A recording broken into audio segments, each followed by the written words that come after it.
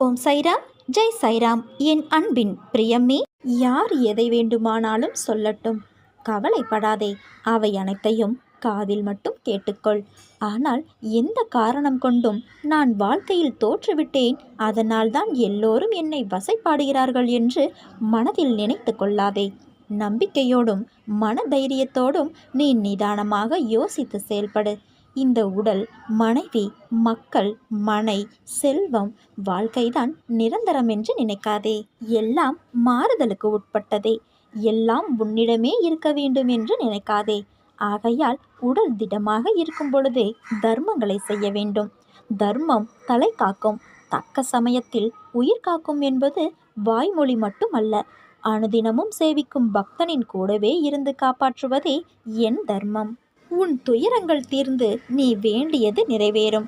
மாறாத நம்பிக்கை, நீடித்த பொறுமை, உண்மையான பணிவான நேர்மையான செயல்பாடுகளே உன் லட்சியத்தை அடைய செய்யும் வழியாகும். நீ சீரடிக்கு வர வேண்டிய காலம் நெருங்கிவிட்டது. நான் எப்படி அவ்வளவு தூரம் வர முடியும்? என்னிடம்தான் பணம் இல்லையே என்று நினைக்காதே. எப்படி வேண்டுமானாலும் நான் உன்னை இழுத்து விடுவேன். உனக்கான சரியான நேரம் வரும்பொழுது நீ இங்கு வந்து விடுவாய். பணத்தை பற்றியெல்லாம் நீ யோசனை செய்ய தேவையில்லை. நான் முடிவு செய்தால் மட்டும் போதும். அனைத்தும் அடுத்த நொடியில் நடக்கும். சீக்கிரமே உனக்கு நல்ல வழி பிறக்கும். என்னை முழுவதுமாக நம்பு. அப்போது உனக்கு நான் இளைப்பாறுதல் செய்வேன். என்னிடம் முழு மனதோடு கேள். என்னிடம் உள்ள அனைத்தையும் நான் உனக்கு தருவேன். சோதனையும் வேதனையும் உன்னை சோர்ந்து போக செய்வதற்காக வருவதில்லை, போதனை செய்வதற்காகவே வருகின்றன. போதனையை நீ உணர்ந்தால் உனக்கு சாதனையாக மாறும். ஒவ்வொரு நிலையையும் நினைத்து நீ வேதனைப்படுகின்றாய். பிள்ளை நலனை நினைத்து வேதனை, இழந்து போனதை நினைத்து வேதனை, நோக செய்பவர்களை நினைத்து வேதனை. இப்படி வேதனை மேல் வேதனைப்பட்டு எதை சாதிக்கப் போகிறாய்? உனது கவலையால் எதையேனும் சாதிக்க முடிந்தால் என்னிடம் சொல்லேன். கவலை என்பது உன் மனதை என்பால் திருப்பாமல் கட்டி வைக்கின்ற வலை. முதலில் இந்த வலைக்குள் இருந்து நீ வெளியே வா. அப்போது எனது அனுக்கிரகம் உனக்கு கிடைக்கும். எனது அனுக்கிரகத்தாலேயே உனது கிரகம் சரியாகும். உன்னை நாடி வரும் மனிதரையோ உயிரினத்தையோ வரவேற்று உபசரி. ஏதோ ஒரு தொடர்பு இருப்பதால் தான் அவர்கள் உன்னிடம் வருகிறார்கள். தாகத்திற்கு நீரும், பசித்தோருக்கு ரொட்டியும், உடுத்த ஆடையும் அளித்துப்பார். கடவுள் அகமன மகிழ்ந்து உங்களை வாழ்த்துவார். உன்னிடம் அவதூறு பேசுபவர்களிடம் வெறுப்பை காட்டாதே. பொறுத்து கொண்டால் உனக்கு மகிழ்ச்சியே கிட்டும். உலகமே தலைகீழாக சுழன்றாலும் நீ இருக்கும் இடத்தில் இரு. உன்னை சுற்றி நடப்பதை அமைதியுடன் கவனி. எனக்கும் உனக்கும் இடையே இருக்கும் சுவரை உடைத்துப்பார். அப்போதுதான் உன் பாதை தெளிவாகும். எல்லோருக்கும் இறைவன் ஒருவனே எஜமானன். அவர் செயலே அற்புதமானது, அலாதியானது. இறைவனை பணிந்து வேண்டினால் எல்லா நலமும் கிட்டும். அவர் நமக்கு எது நல்லதோ அதையே செய்வார் என்று நம்பு. காலம் கடந்தாவது நமக்கானது நம்மை வந்து சேரும். உன்னிடமிருந்து பக்தியை தவிர வேறு எதுவும் ஸ்ரீ பாபாவுக்கு வேண்டாம்.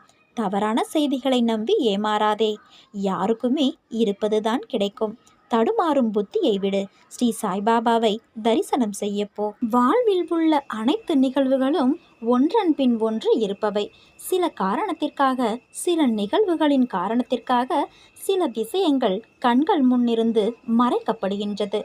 கண்முன் உண்மைகள் இருந்தும் அவசரமாய் நிதானம் இழந்து எடுக்கின்ற முடிவில்தான் வாழ்வின் விதியின் சூட்சமம் அமைந்துள்ளது. வாழ்வில் திசைகள் மாறும் காலம் அப்போதுதான் புயல் கரையை கடக்கப் போகும் நேரமாய் சில இடத்தில் அமையும். உன் சூழல் இப்போது அதை போலத்தான் உள்ளது. கடக்க முன் வந்து விட்டாய். கவலைகள் படிந்த காலத்திலிருந்து ஒவ்வொரு அசைவிலும் முன்னேற்றத்தை நீ உணர்வாய்.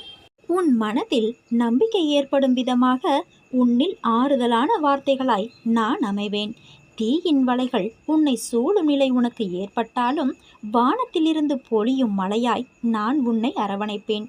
காற்று உன்னை சூழ்ந்து தடுமாற வைத்தாலும் உன்னை அணைகளாய் உன்னை சூழ்ந்து நான் நிலை நிறுத்துவேன். எல்லாம் சரியாகிவிடும். எதற்கும் அஞ்சாதே. உன்னோடும் உன் குடும்பத்தோடும் நான் என்ற உன் சாய்தேவா இருக்கின்றேன். உன் மனதில் நீ சுமக்கின்ற துன்பத்தை நான் உன் சாய்தேவா அறிவேன்.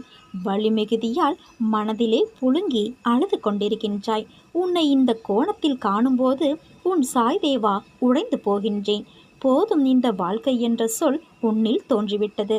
உன் உடைந்த மனதை நிச்சயம் நான் சரி செய்வேன். அதற்கு எனக்கு சிறிது நேரம் கொடு.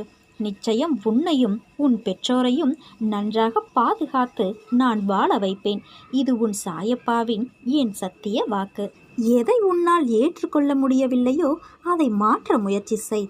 எதை மாற்றிக்கொள்ள முடியவில்லையோ அதை ஏற்றுக்கொள்ள முடிவு செய்துவிடு. இதுவே வாழ்க்கையின் ரகசியம். இனியும் நீ கலங்கி நிற்க தேவையில்லை. நீ நினைத்த காரியங்கள் அனைத்தும் கைகூடி வரப்போகின்றது. என் திசைக்கு திரும்பும் யாரையும் சோகம் தொடக்கூட செய்யாது. உனக்கு என்ன தேவையோ அதை என்னிடம் தெளிவாகவும் தீர்க்கமாகவும் கேள். என்னை பற்றிய எண்ணங்களில் உன் மனம் நிலையாக இருக்கட்டும். வாழ்வில் ஒளி வராதா என காத்து கொண்டிருந்த என் பிள்ளைக்கு இன்று தீப ஒளியாய் உன்னிடம் ஒளியான வெளிச்சமாய் நானே உன் சாய் தேவா வருவேன்.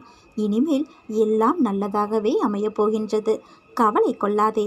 உன் நிழல் கூட இனிமேல் பிரகாசமாய் இருக்கும். உன்னுடன் எப்போதும் நான் இருப்பேன். சாய்ராம் என்று உதடுகளால் சொல்லி உள்ளத்தால் என்னை விட்டு தள்ளி நிற்காதே. நான் உன் உள்ளத்தை பிச்சையாக கேட்டு நிற்கிறவன். எதற்காக பிச்சை எடுக்கிறேன்? என் குழந்தை, உனக்காக.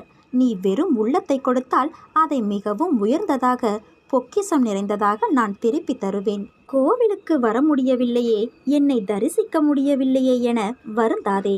என் அன்பு குழந்தையே, என்னை நீ மனதால் நினைத்தால் போதும். உன் மனம் கருவறையாகி அதில் நானே காட்சியளிப்பேன்.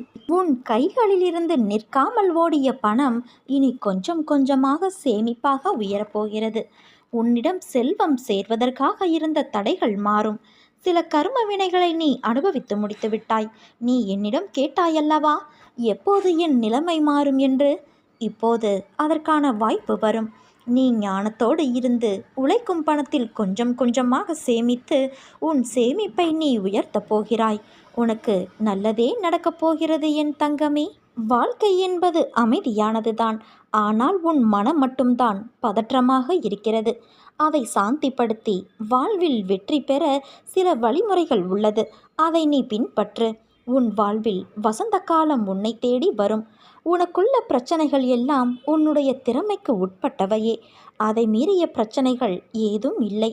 நல்ல முடிவுகள் அனுபவத்திலிருந்து பிறக்கின்றன. ஆனால் அனுபவமோ தவறான முடிவுகளிலிருந்து கிடைக்கின்றது. எதையும் உயர்வாக பார்க்காதே, தாழ்வாகவும் பார்க்காதே.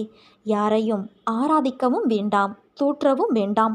நோக்கத்தில் தெளிவும் மனதில் அமைதியும் கொண்டு நீ செயல்படும் போதுதான் விரும்பும் லட்சியத்தை அடைய முடியும்.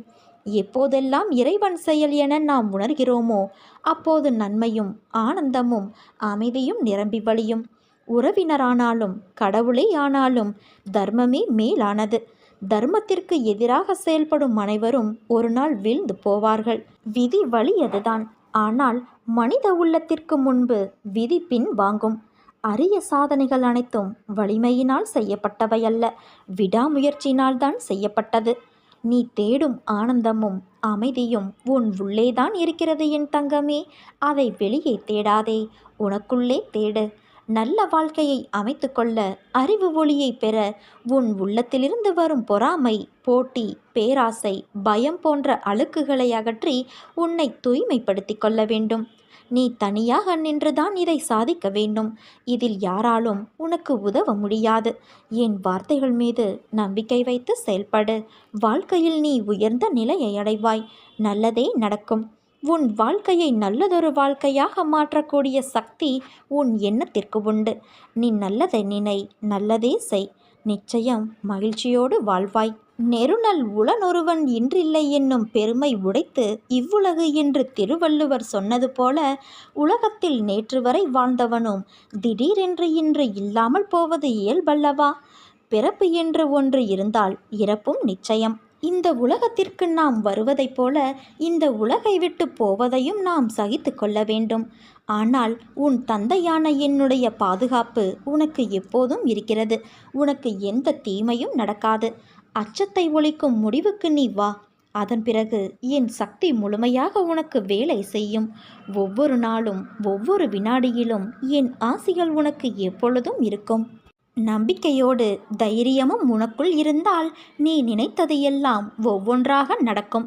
உனக்குள் ஏற்படும் பயம் உன் செயலை பாதிக்கின்றது. எதிர்காலத்தை பற்றிய எந்த பயமும் உனக்கு வேண்டாம். உன் கடந்த காலத்தில் நான் இல்லை, ஆனால் உன் எதிர்காலத்தில் நான் நிச்சயம் உன்னோடு இருப்பேன். என் அருள் உனக்கு நிச்சயம் உண்டு.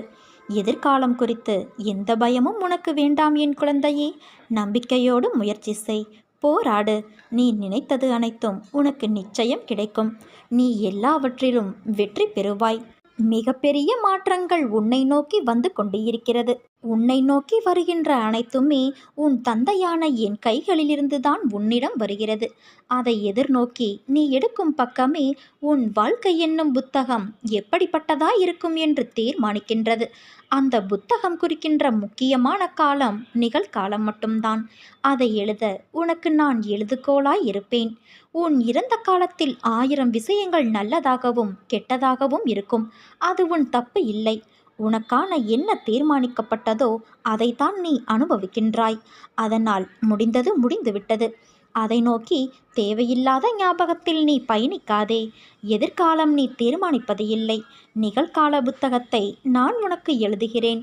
நீ பயப்படாதே குழந்தையே. உன்னிடம் இதயம் என்ற மிகப்பெரிய சொத்து இருக்கிறது.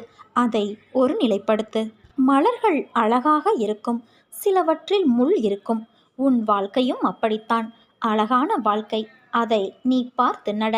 நான் என் குழந்தையை தாங்கும் மண்ணாய் அடியில் பிடித்து காத்து இருப்பேன். உன்னை சந்தோஷமாக வாழ வைப்பேன். நீயாக ஒரு கற்பனை கதையை உருவாக்கி நடந்ததை பற்றி வீணாக யோசித்து உன்னுள் இருக்கும் அமைதியை கெடுத்து கொள்ளாதே. உனக்கான நேரம் சரியில்லாமல் இருக்கலாம், ஆனால் உன் தந்தையான நான் இருக்கையில் உன் வாழ்க்கைக்கான நேரத்தை நானே கவனித்துக் கொள்வேன். உன்னை ஒருபோதும் கவலைப்பட விடமாட்டேன். யார் என்ன வேண்டுமானாலும் எனக்கு எதிராக சொல்லட்டும். என் குழந்தை, என் மீது இவ்வளவு நம்பிக்கையாய் இருக்கும்போது, உன் உலகமாய் உன் தந்தையான நான் தான் என்று நீ ஆனந்தத்தில் சொல்லும்போது உன்னை விட்டு நான் எங்கே போவேன்? அதேபோல எனக்கான உலகமும் என் குழந்தையான நீதான். உன் அம்மாவாக அப்பாவாக நான் என்றும் இருப்பேன். என் பக்தர்களை கர்மாவின் பிடியிலிருந்து மீட்டெடுக்கவே அவர்களின் பாவ கர்மாக்களை நான் பிச்சையாக பெறுகிறேன். நீ செய்யும் தானமும் தர்மமும் வீண் போகாது என் குழந்தையே. தர்மம் தலை காக்கும். எத்தனை சோதனை வந்தாலும் என் தந்தை என்னை கைவிட மாட்டார் என்ற நம்பிக்கையே உன் தைரியமாகும். அதை மட்டும் நீ ஒருபோதும் இழந்து விடாதே. பக்தி நிறைந்த உன்னுடைய பிரார்த்தனைகள் எப்போதுமே என்னை வந்து சேரும். அதை நீ மறவாதே. உன் பிரார்த்தனைகள் அனைத்தையும் உன் தந்தையான நான் நிறைவேற்றப் போகிறேன். விரைவில் ஒரு அதிசயம் நடக்கும். ஏற்பட போகும் அதிசயங்களுக்கு நன்றி என்று மட்டும் ஆழமாக மனதில் சொல்லிக்கொண்டே இருந்தால் போதும்.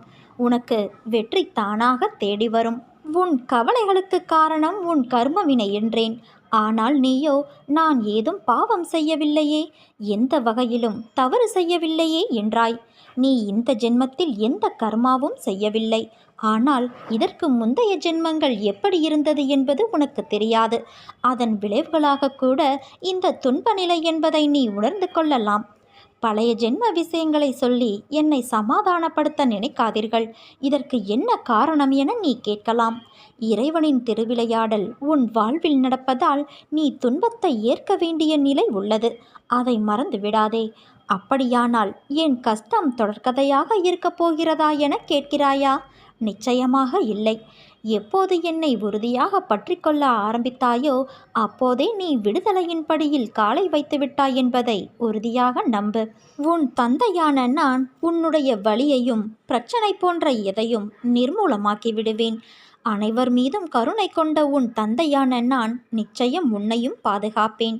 இப்போது நீ பிரச்சனைகள் தடங்கல்கள் என்னும் கடலில் கழுத்து வரை மூழ்கியிருக்கலாம். துக்கமும் வேதனையுமாகிய படுகுழியில் ஆழமாக அமிழ்ந்து போயிருக்கலாம். ஆனால் நீ கவலைப்படாதே, அமைதியாயிரு. நம்பிக்கையோடு என் நாமத்தை இடைவிடாது சிந்திப்பவர்கள் துக்கப்படுவது கிடையாது. உன் துக்க நாட்கள் முடிந்துவிட்டது. என் நாமம் உன் உள்ளத்திலும் யோக சக்தியான உதி உன் நெற்றியிலும் இருக்கும் வரை எந்த கெடுதலும் உன்னை நெருங்க முடியாது குழந்தையே. இது என் சத்திய வாக்கு. என் தங்கமே, வாழ்க்கை அமைதியானதுதான். உன் மனம் மட்டும்தான் பதற்றமாக இருக்கிறது. அதை சாந்தப்படுத்தி வாழ்வில் வெற்றி பெற சில வழிமுறைகள் உள்ளது. அதை நீ பின்பற்று. உன் வாழ்வில் வசந்த காலம் உன்னை தேடி வரும். உனக்குள்ள பிரச்சனைகள் எல்லாம் உன்னுடைய திறமைக்கு உட்பட்டவை. அதை மீறிய பிரச்சனைகள் ஏதும் இல்லை. நல்ல முடிவுகள் அனுபவத்திலிருந்து பிறக்கின்றது. ஆனால் அனுபவமோ தவறான முடிவுகளிலிருந்து கிடைக்கின்றது.